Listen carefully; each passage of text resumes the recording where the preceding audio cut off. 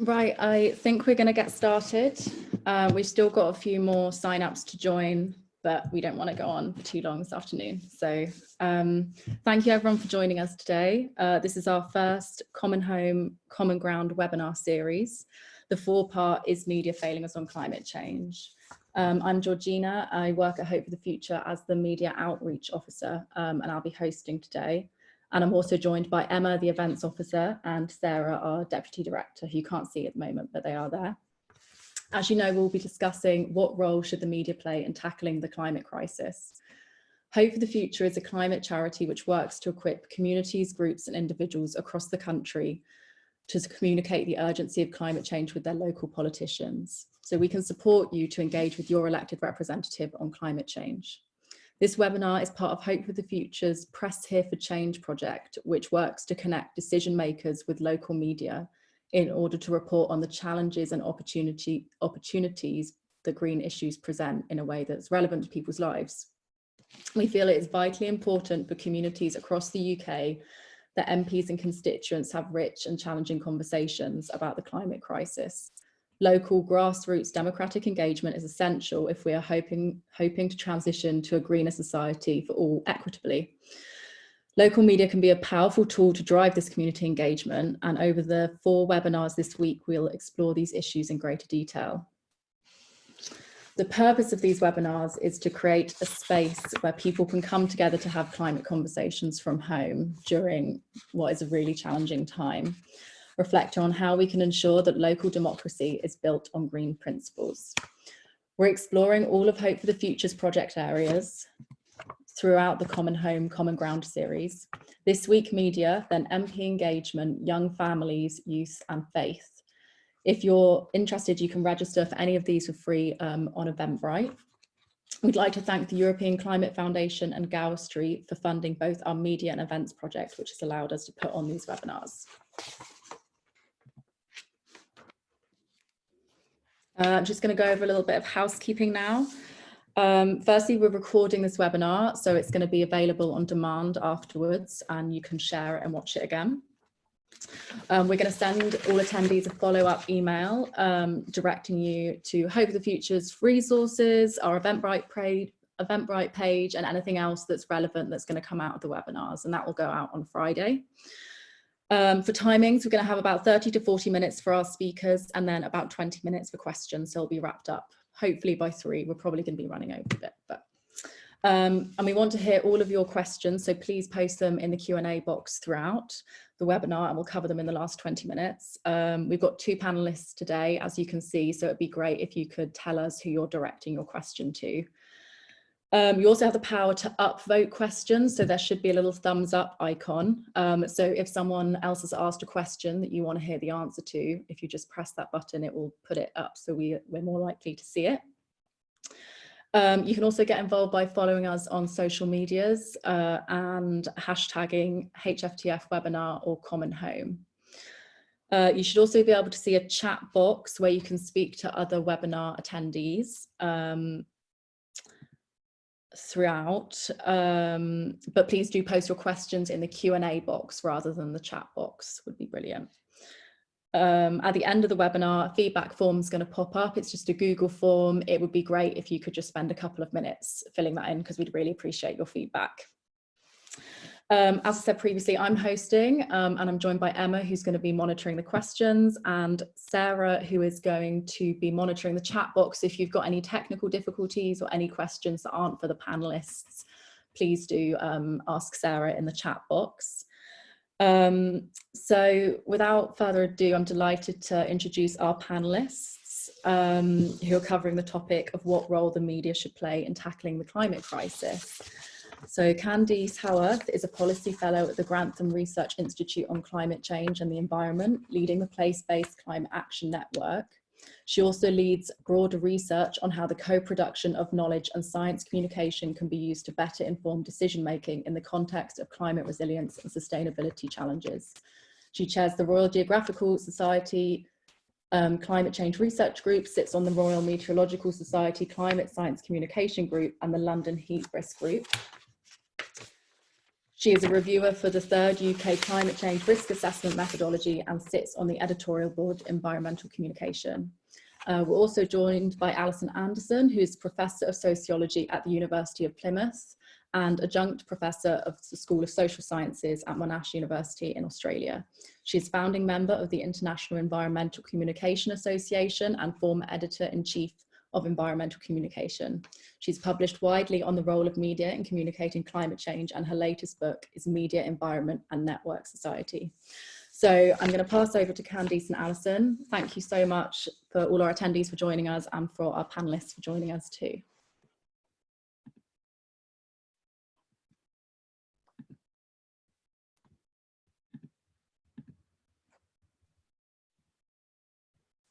Hi everyone, it's nice to be here. Thank you very much for that kind introduction. Alison and I have been working together on this research for a number of years now, and we're going to share with you some of our initial findings. Alison's going to present the first set of slides, and then I'll do the second set. So I'll hand over to Alison.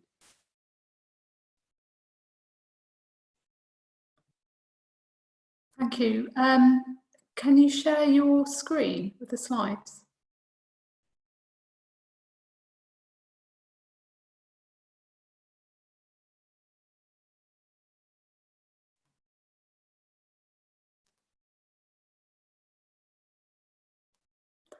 That's great.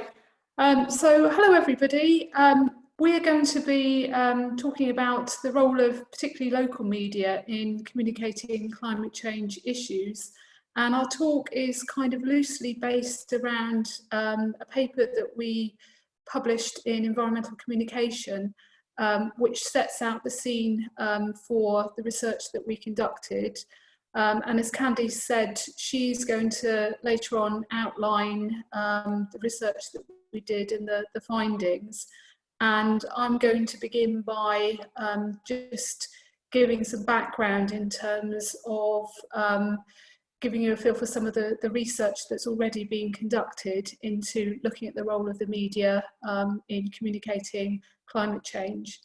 And I think what we want to argue here is that there's enormous potential for local media, we think, to cover climate change better and really kind of fill a gap in terms of you know, how the public can engage with climate change at the local level.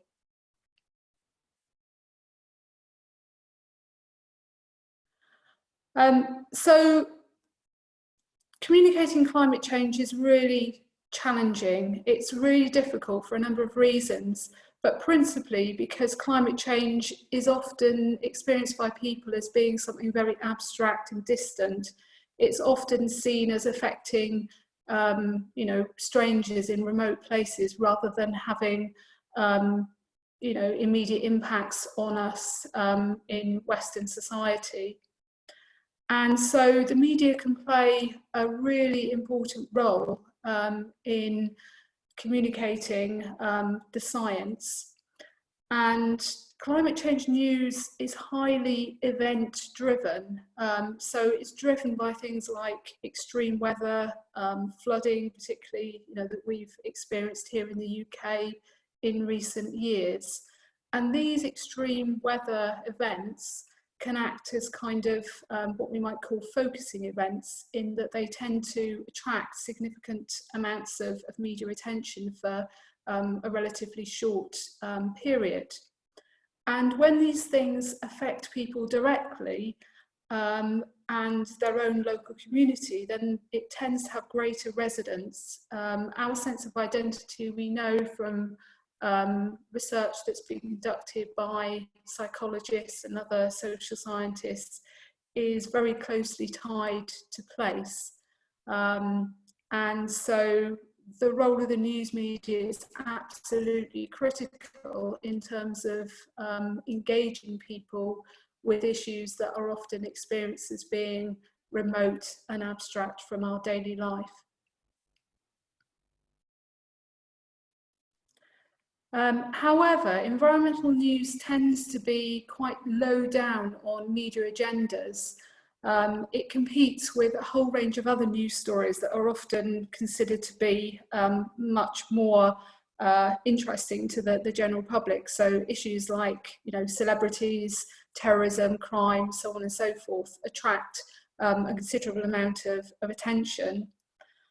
Some studies have explored the effects of showing people the impacts of climate change on geographically close as opposed to distant places. So a study by Brugger and colleagues carried out a series of psychological experiments, and they found that simply making climate change more proximate, more sort of geographically close to people in terms of the climate change impacts, didn't necessarily make people more engaged with the issues. It's more complex than that. We know that there are a whole variety of factors that influence, you know, how far people become engaged with the issues, and also projections of climate change at the local level as well are quite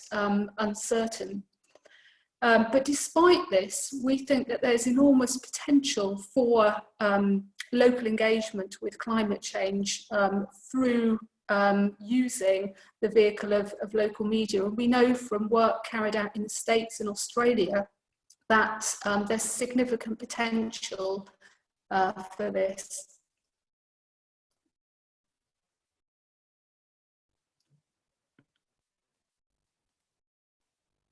So I'm just waiting for the slides to move on.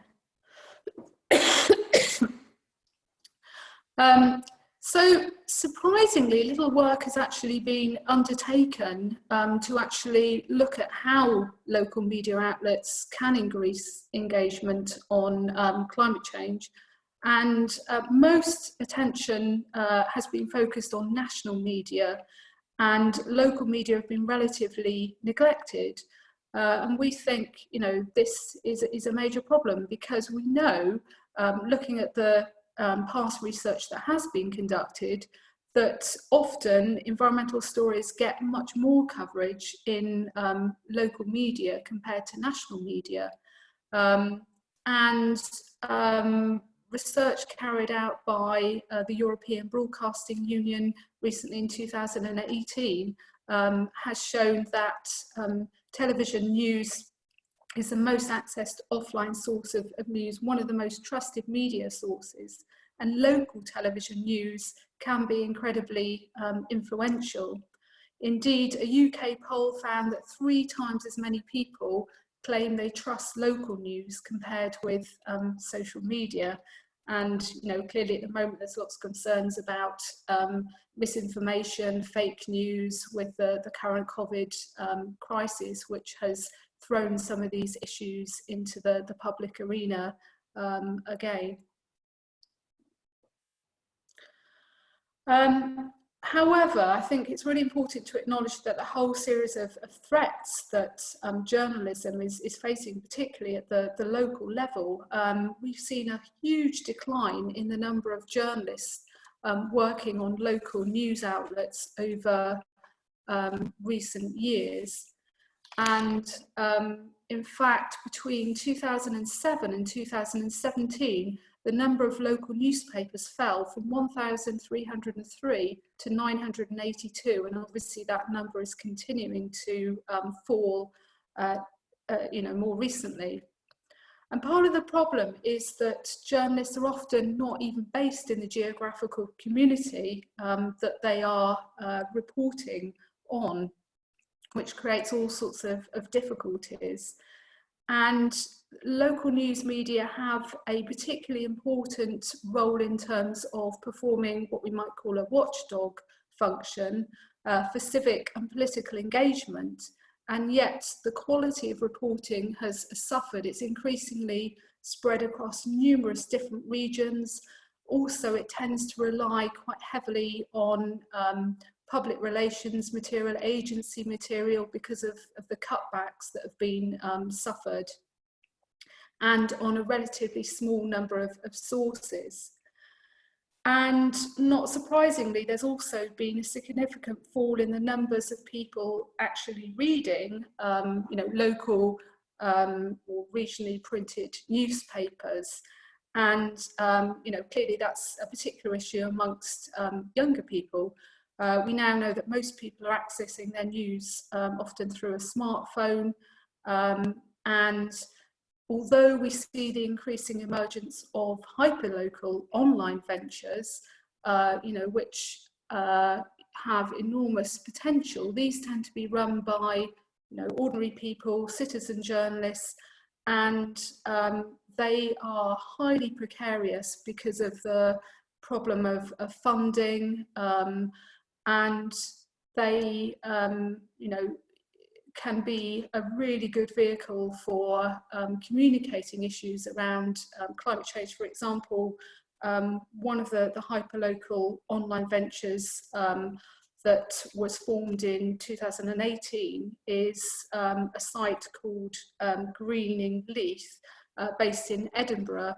And these kind of sites involve lots of different community groups and have all sorts of information on what's going on in the local community in terms of climate change actions, but at the same time they are based on a precarious funding model, so there are concerns about their future. And a number of different initiatives have been started looking into the precarious future of journalism. So in particular, the Cairncross Review recently provided a very detailed examination of the sustainability of journalism in the UK. And basically, Dame Cairncross argued that local news coverage could end up disappearing altogether unless the government provides some sort of financial help. And so all sorts of different solutions have been looked at, including whether some of the major social media companies, who obviously have impacted on local journalism, whether they should cough up some money and help local media to survive, because, as I say, potentially they play a really significant role in the future of climate change coverage. So there are all sorts of opportunities for regenerating public interest journalism and for increasing the watchdog role of local media. And I think what's interesting in the current situation with coronavirus is that it's brought to the fore how we have become particularly sort of disembedded from our own community through, many of us travelling to work, for example, buying things online.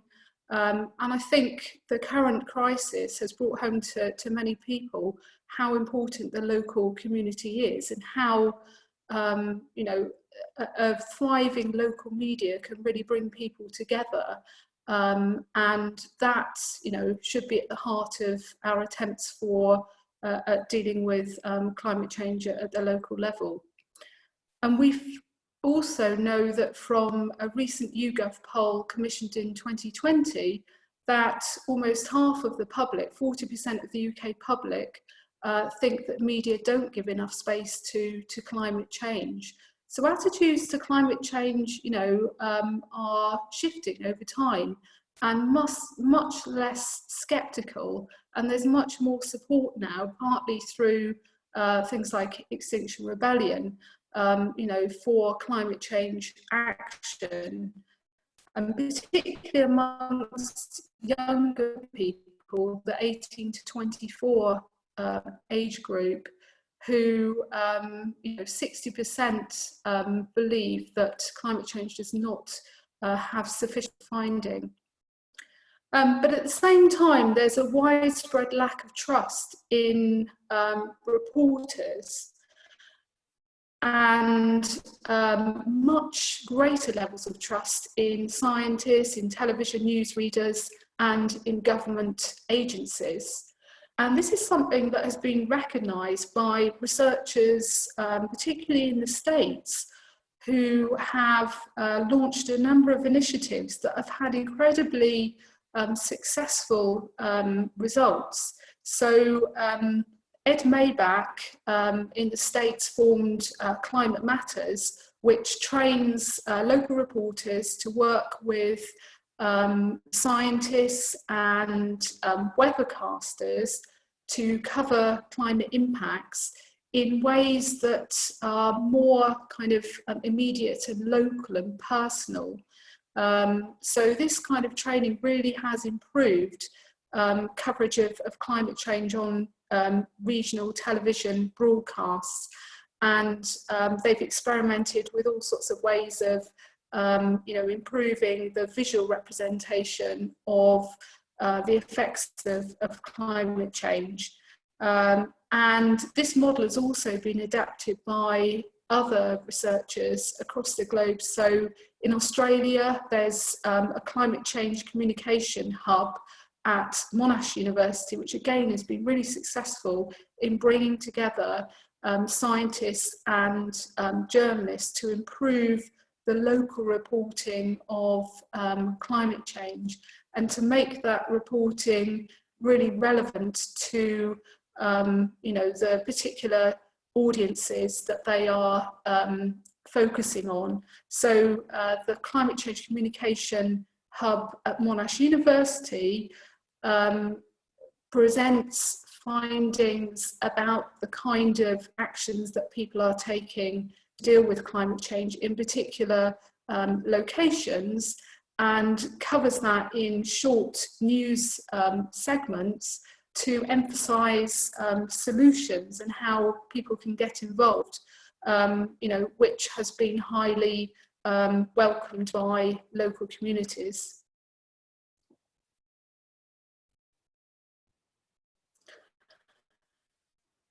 So part of the problem is that the science and the evidence tend to be framed at national, international levels, and yet the actual decisions on climate change in terms of people's communities are taking place at the local level.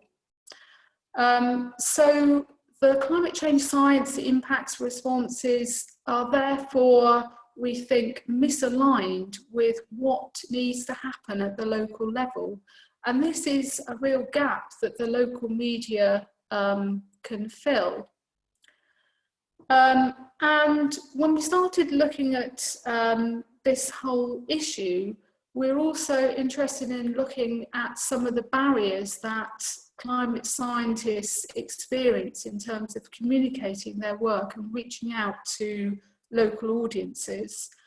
And research suggests that although many climate scientists are eager to publicise their work, they often mistrust the media, through past experience, and they lack basic training and support. And part of the problem is that universities often don't really value science communication work to the same extent that they value other aspects of academic work. It's not rewarded in the same way, and often it ends up being regarded as just this kind of add-on activity. So there's a real need to improve basic training and support. There are a whole realm, a whole range of different training schemes that are available to scientists to take up, but sometimes the take-up rate isn't particularly high. And polls of the British public's views on this suggest that although most people, 90%, overwhelmingly most people consider scientists to be very highly trustworthy, a large proportion of people consider them to be poor at communicating, and around half also see them as being secretive. So there's some real work that needs to be done here in terms of improving science communication.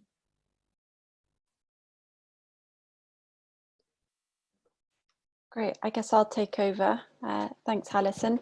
So just to follow up on there, essentially when it comes to the academic culture, many of you will know that science is produced by academics and scientists, and it's published in peer-reviewed journals. And then the aim is that it in some way informs decision-making. But what we tend to find is for many scientists, this is when the process stops. Once their journal is published, as Alison was saying, there isn't much time or capacity to think beyond that publication point. So often engaging with the media or engaging with the public isn't necessarily the top of the list. And this is because the way in which the academic world works, as academics, we need to prioritize the publication of our research in highly regarded peer-reviewed journals, and we need to look at bringing in research income alongside our teaching obligations. So whilst this is an expectation that we are to engage with different audiences on the research that we produce, this is actually rarely acknowledged in the way academics are evaluated. This is true historically. This is starting to shift slightly now with the impact agenda, which requires academics to be able to demonstrate the way in which the research that they have produced may have influenced decision-making, may have influenced change or policy making. What's also interesting to consider is that in the academic world, when we tend to apply for funding to fund our research, research and public engagement funding don't often come together. You often have to apply to different funding pots. So up until recently, as I mentioned, we had to consider the impact of our work, and you would have to outline what this could look like in a pathways to impact when you would apply for funding. This has recently been scrapped now. When you apply for funding, you don't necessarily need to make that as explicit. And you do get pots of funding that are explicitly aimed at developing research outcomes, and different pots which are very much around public engagement. So it's quite rare that you would see these going hand in hand.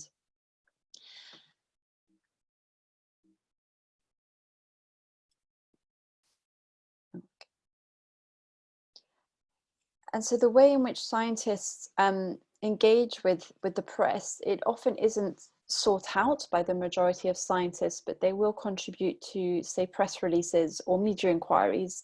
When we publish a paper, for example, which is deemed to be media or newsworthy, often scientists will work with their press officers to put together a press release, which will then go out to different media outlets.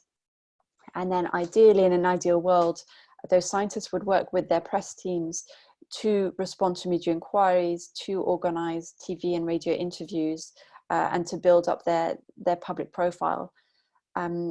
It's important to bear in mind that many scientists didn't go into academia to pursue a public engagement career. So some of them don't want to be doing this, some of them don't feel they have the right skills to do so. And some, as Alison alluded to, may have had a few negative experiences where perhaps some of their quotes were taken out of context, or they might have been put into a position where when they were engaging with the media, they might have felt pressured to say something which wasn't actually reflected in their research. And so if you layer this with the limited amount of time that researchers or academics have, and the lack of incentives, as still currently this isn't really a predominant objective in academic careers, and alongside the fact that some may not have the confidence or the skills or the training to access to enhance their skills. So a lot of these public engagement activities are actually perceived as very time consuming and as something which is seen as an add-on rather than a driver or a fundamental part of research activity. And so this is what Alison and I were really interested in looking at, particularly at the local level. And we were interested in seeing what was the most effective way to increase local salience of climate change through establishing or through building local science media interactions. So how could we foster and forge some of those relationships at the local level, building on the capacity and the expertise from experts who are local and media outlets or journalists at the local level. And we looked at this through three three areas really. We were looking at the role of local media and scientists, what is their perceived role of themselves and their perceived roles of the other, and what were some of the mechanisms that could be put in place to improve collaboration and to identify and to start to overcome some of the challenges that Alison and I have already outlined, but some that have emerged from the research that we've done. So this was some of the findings I'm going to share with you now are a result of a very small survey we conducted. This was a pilot study which we're looking to expand in the near future. And so we engaged with 4 different types of actors in this space. So we spoke to general and climate scientists, mainly in the southeast and southwest of England. And it was essentially individuals involved in conducting their own research on climate related topics, or some, we spoke to a couple also who were academics and scientists, mainly focused on general science issues.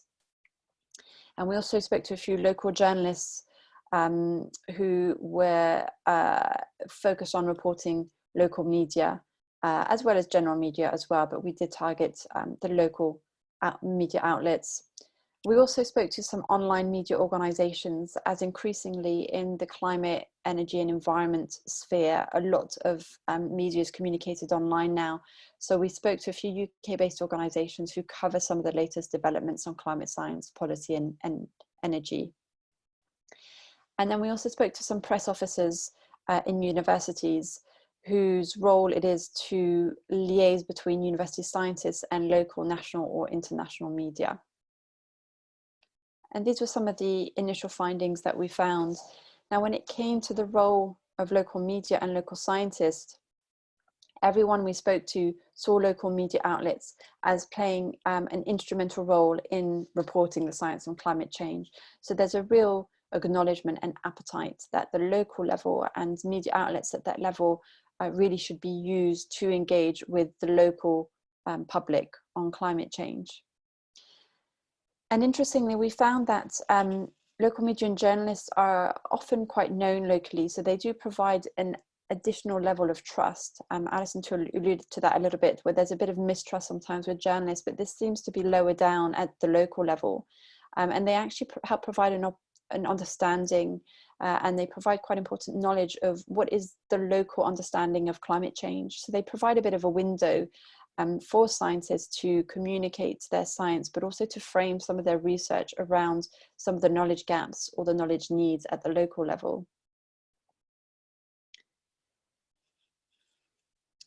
There was an issue around credibility of local journalists, and again, Alison touched upon this earlier on, in terms of their expertise. Often journalists tend to be generalists and don't necessarily have the knowledge or the credentials around environment, sustainability or climate change issues. So there was something in terms of ensuring that the credibility of the messenger or the translator of the knowledge really has a good understanding of what it is that they're communicating about. When it came to understanding from these different individuals how they saw local media outlets and local scientists collaborating, there was quite a lot of uncertainty about what this could look like beyond what was already established. So as I mentioned earlier, there are processes in place for media and scientists to engage with each other through production of press releases, interviews, and so forth after research is published. There wasn't much thinking in terms of the innovation, how this could grow, particularly in the changing environment that we're facing with an ultimate aim of enhancing strong relationships at the local level and increasing local salience. And it was widely felt that press offices in universities are essentially underutilized, and they could help provide perhaps more of a knowledge brokerage or a bridging role to bring together local scientists and local media together. And this could be going beyond the press release formats that we've been talking about, more to bring them together in training and capacity building, and to help create a better understanding of how each of the scientists or the media outlets work and operate to enable a better transition from research publication to public engagement. Now, there were a number of challenges that came out from these interviews. And as I mentioned earlier, scientists and media are by their nature limited by the intrinsic nature of climate change. Climate change is often spoken about in terms of global impacts, and it can be quite difficult to frame this into a local level. But as we've said earlier, a lot of action on climate change tends to happen at the local level. So there perhaps is an opportunity here to frame that action at the local level, go beyond the science dissemination and go around the enabling of action. Similarly to this, science is complex and fraught with uncertainties, and there's a real concern from scientists especially that the uncertainties alongside the science that are produced will not be well communicated by journalists. So there's a real need there to ensure that journalists understand the importance of probability levels, likelihood scenarios and uncertainties to make sure that the science is communicated in a robust ways. Again, as I mentioned earlier, journalists are often generalists and they lack scientific expertise. So this could build on looking at the role of training and capacity building to help journalists, understand the complexity of the scientific process and the way in which science is produced, so that they can factor that in the way that they frame their local stories on climate change. And there's a real concern around the culture of journalism, as Alison alluded to, and there's a need to overcome this reluctance of commissioning editors to make climate change and local environmental issues go higher up the media agenda, so that there's less of a battle with commissioning editors to cover these types of pieces and these types of articles. And there's another intrinsic challenge, which is that local journalists essentially have less time and less pay to be focusing on these types of stories. So there's a real need for the research that's produced to be framed in a way which is going to be locally relevant and attractive to media outlets. So a few final thoughts really to sum up what we've been saying here, and then we'll open up for some Q&A. Is ultimately we find in this research that not enough attention has been focused on the way in which local media and local scientists could work more closely together to produce an opportunity for enhanced engagement on climate change. And there are a range of reasons for this, one of which is the university culture, which means that by its very nature, the way in which scientists engage with the public can at times be quite restricted for a variety of different reasons. But that in fact, actually, by working closely with each other, local scientists and local media could really identify some of the key issues that need to be communicated to the local public and start identifying some of the societal responses that are needed to overcome some of these local climate impacts and how the public can be engaged specifically on those particular impacts. And an important consideration here is very much around the flow of information, and this would help ensure that scientists and local media are able to stay up to date with the most up-to-date knowledge and science on climate change, and providing the local frame enables a better understanding of the way in which the local areas are affected by climate change, what is contributing to its causes, and what is the role of the public and different decision makers at the local level to start addressing some of these impacts.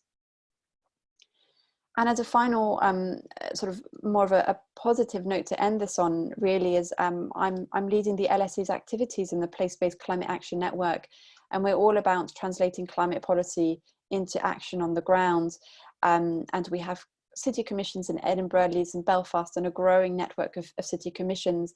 And for example, this could be quite an interesting opportunity to explore the way in which scientists and media in those places interact and how they could be tied into public deliberation mechanisms such as citizen juries, for example, to follow on some of the recommendations that the public make in terms of what they think is needed to achieve net zero target, to enhance climate resilience, but also to give them a role in becoming better informed on climate change, and where scientists and media could work more closely together in that space. So I'll end that there, and thank you ever so much for your time. And I suppose I'll stop sharing my screen so that we can see some of the questions. Thank you so much, Candice and Alison. That was brilliant and really interesting. Emma is just looking through the questions and will let us know what they are in a minute. In the meantime, I was just wondering, what can we do about the issue of trust? You both talked about how there's a lack of trust both in the public towards scientists and reporters and vice versa. How can we actually tackle that? You see a lot of people not taking the science seriously because of how it's reported in the media. I just wondered what your view was on that. Either of you.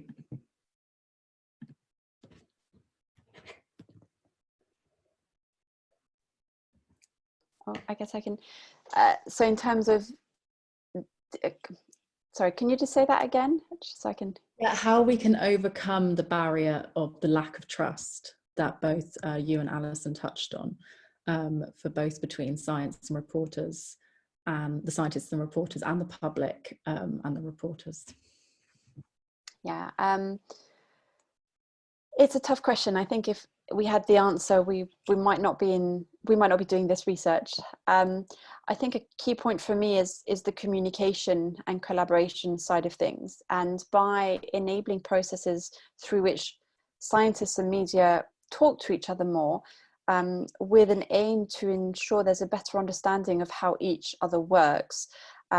We tend to see what happens is you have articles that are produced in newspapers that are maybe didn't involve interaction with the author, the scientists in themselves. So by better involving scientists in the production of those articles to ensure that there is sense checking, it would then mean that this might be more of a positive experience all around.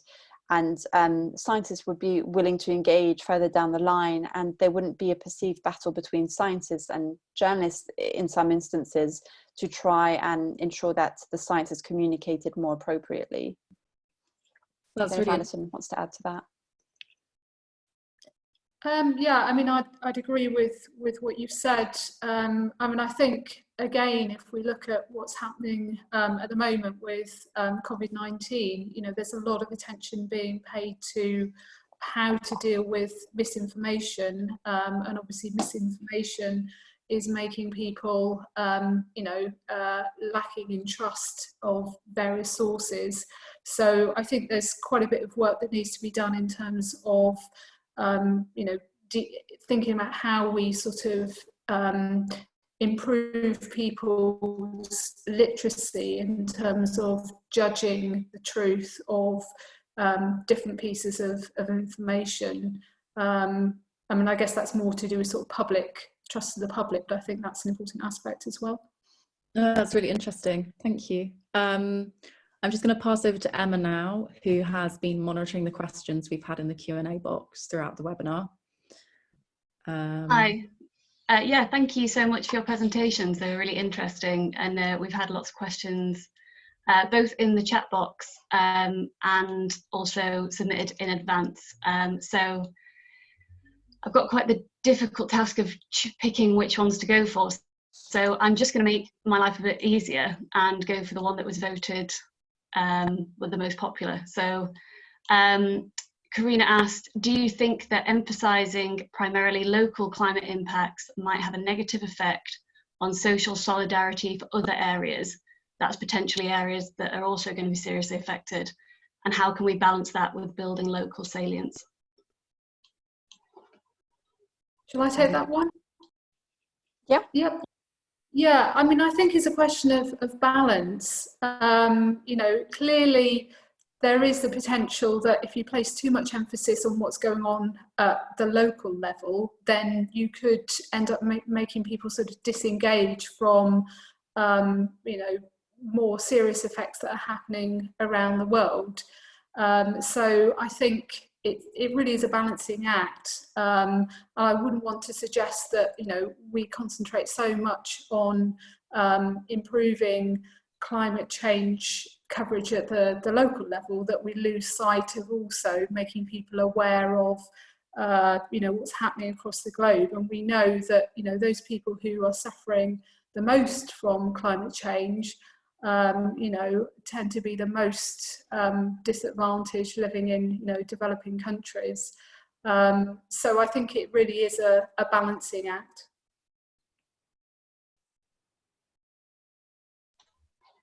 Great, thank you. Just on, I think going back to that issue of trust, we've had quite a few questions about media bias and the extent to which we can kind of trust certain media outlets. So just to pick one of those questions, someone asked, there is evidence that certain media outlets are tied to the fossil fuel industry. To what extent does this influence allow for misinformation and denial? And I know you've touched on that already. And what can be done about this? I suppose it's less of an issue at the local level, but just looking at where people got their information, their climate information from in our pre-webinar registration, generally people are getting that from more national newspapers, so people are quite interested to know. Yeah, I mean, I think that is a really important issue, and I'm not sure that you know, many members of the general public are aware of the kind of, you know, interest that drive some of these news organisations.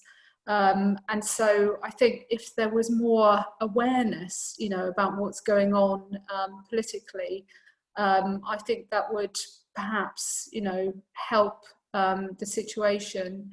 I mean, I don't think it's not as bad here as, say, for example, the States. But, you know, I think it is something that definitely needs to, you know, we need to make people more aware of the behind the scenes influences, you know, that affect the news coverage. And the influence of advertisers, you know, and I think I noticed one of the questions that came up was to do with, you know, the extent to which editors and producers end up, you know, affecting decisions about what's covered. And I think, you know, that is part of the problem, that often individual journalists, you know, are really keen to run the stories, but at the end of the day, they can't run them if their editor, you know, says no. And editors themselves are often highly influenced by the political agenda and very cautious about upsetting some of their, you know, powerful sources. So, you know, it's quite a tricky area really to think about sort of solutions.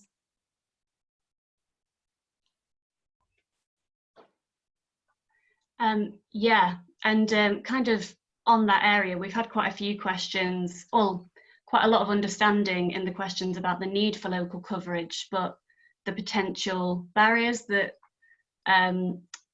those media outlets might be facing. And on that, with traditional newspapers potentially struggling to survive in some places, to what extent do we think they're deploying their resources to cover climate change? Will they kind of get that investment back? Will they get more people buying papers, or how can they cover those stories in a way that will make people want to read local news?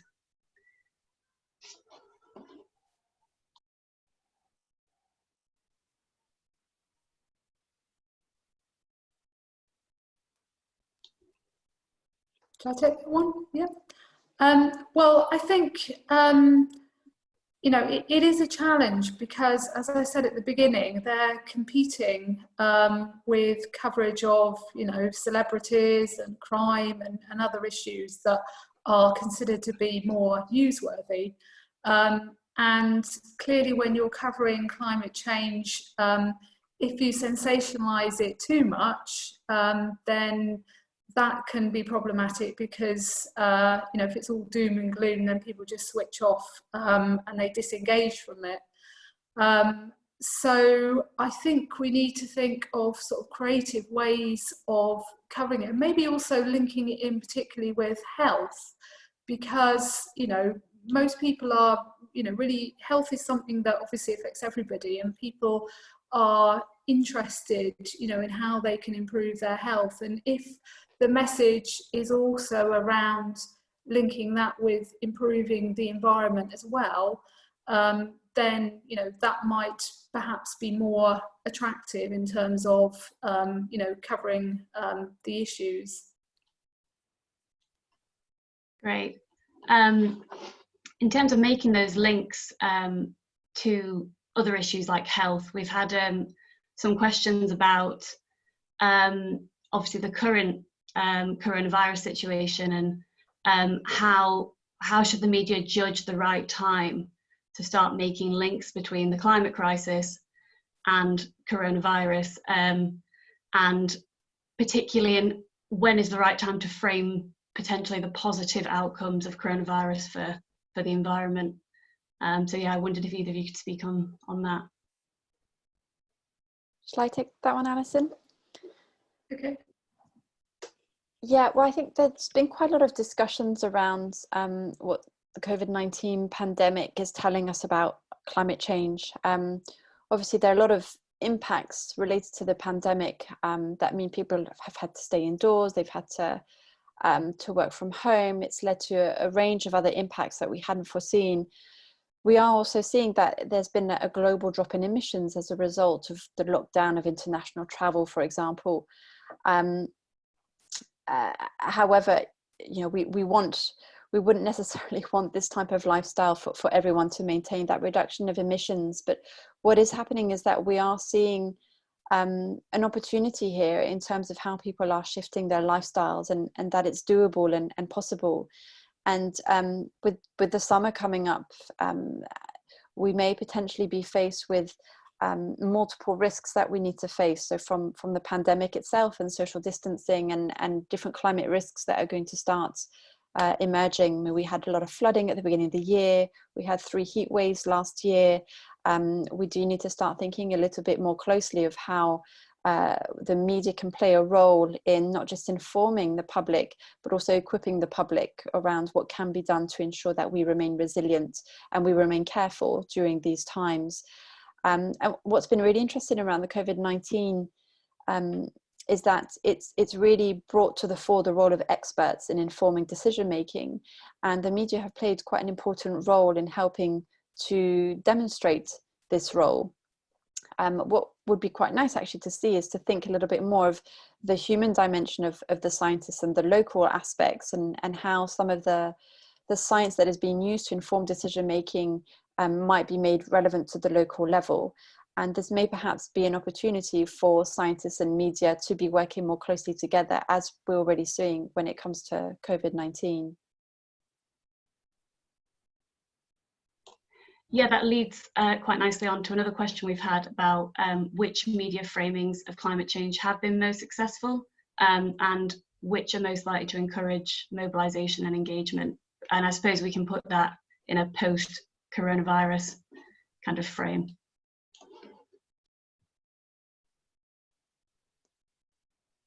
Shall I go with that one again, Alison?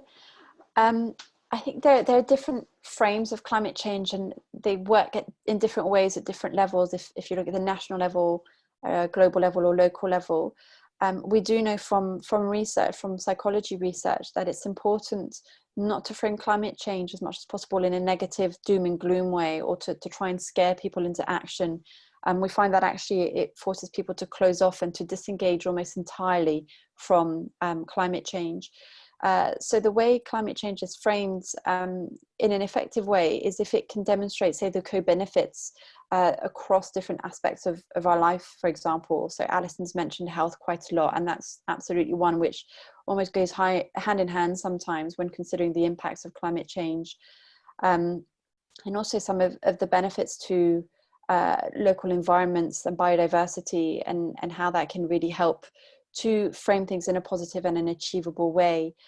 And what we tend to see also, for example, in the context of the range of local climate emergency declarations that are made across different councils, towns and parishes and cities, is that they're helping to capture some of the really positive action that is going on at the local level, which wouldn't always have come under an umbrella of climate action, but actually it does, because it demonstrates the impact that this action has in terms of reducing emissions, but also in terms of enhancing our resilience to climate change. And by bringing together those different actors at the local levels, going beyond science and media, so local businesses and so forth, it really helps to galvanize the positive work that we're seeing happening at the local level. That's great, thank you. George, do we have time for one more? I think that's probably it for today, if that's okay. It's 2 minutes past. So thank you so much, Candice and Alison, for that. It was really brilliant to hear what you had to say, as well as everyone's questions. Thank you so much. I don't think we even managed to sort of scrape how many we had. So sorry about that. Thank you again to ECF and Gower Street for helping us put on these events. So from tomorrow at 2 p.m. again, we'll be discussing the challenges of communicating climate science in the media with Emily Beament, who's an environment correspondent at PA Media, and Awa Abura, who's a freelance journalist and documentary filmmaker. So please do join us tomorrow. The feedback form will be popping up when we end the meeting, and it would be really great if you could spend a couple of minutes filling that in. And thank you so much. I hope to see you all tomorrow.